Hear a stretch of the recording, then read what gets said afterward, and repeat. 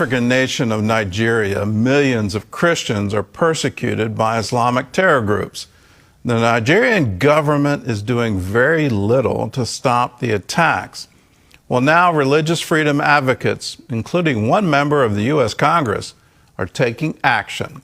CBN's Kelly Wright has this look at the crisis.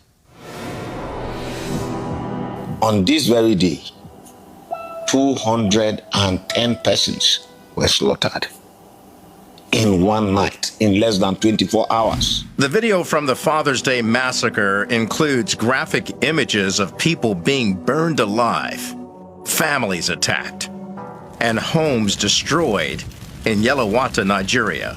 That very day, it was raining, so planning herdsmen, they invaded the community and claimed so many lives. Around 12 midnight, we started having calls from Yelawata that the Fulanis have come and they are killing, burning. Friday night, I was sleeping in my house. See my house there. I come here, they shoot gun. Later, they come, they break this house. Where my brother is sleeping here with his children. Thereby, they come, they kill people.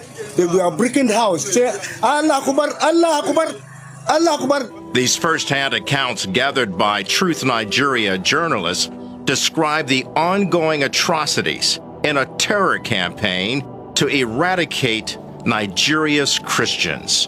Judge Saul, filmmaker and missionary, the organizer of equipping the persecuted, highlighted this documentary as a way to sound the alarm.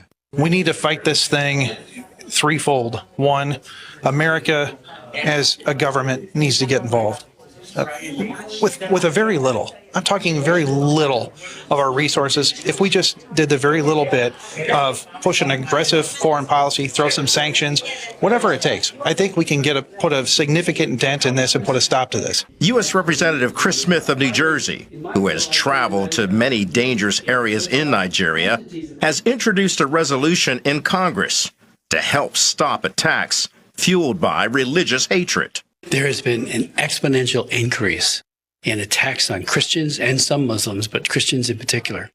Protestants, evangelicals, Catholics, they're firebombing their churches. The Fulani are killing them with absolute impunity.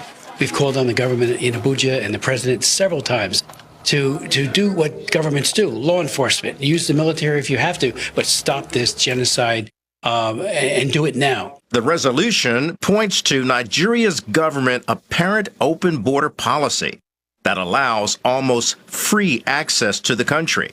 Fulani militants and ISIS-linked extremist groups from neighboring countries take advantage of this policy to carry out mass murder, rape, and kidnappings. We're also calling on President Trump to reissue, which he did in his first term, the designation of country of particular concern. And that then gives the president wide latitude to impose sanctions. It's an excellent bill when it's used properly. It gets the attention of all the policymakers, in this case in Abuja. It says, we're not kidding. During a White House press briefing, I asked Press Secretary Caroline Leavitt about the crisis in Nigeria. And do you know if there's any action that the president will take? I'm not tracking a call between the president and the head of Nigeria.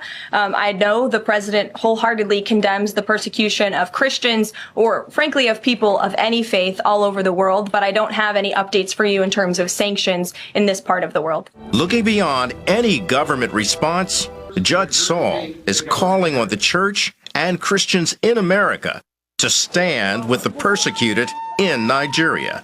They need to pray. They need to be a voice for the voiceless. They need to be a voice for our persecuted brothers and sisters. Kelly Wright, CBN News.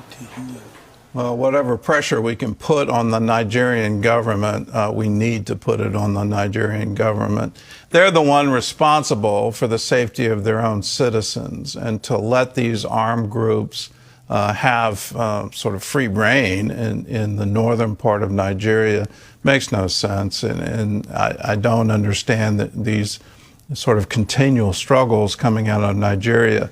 You need to establish law and order in your own country. You can't have your women, your girls kidnapped. You can't have people murdered in the streets. You can't have these churches burned to the ground.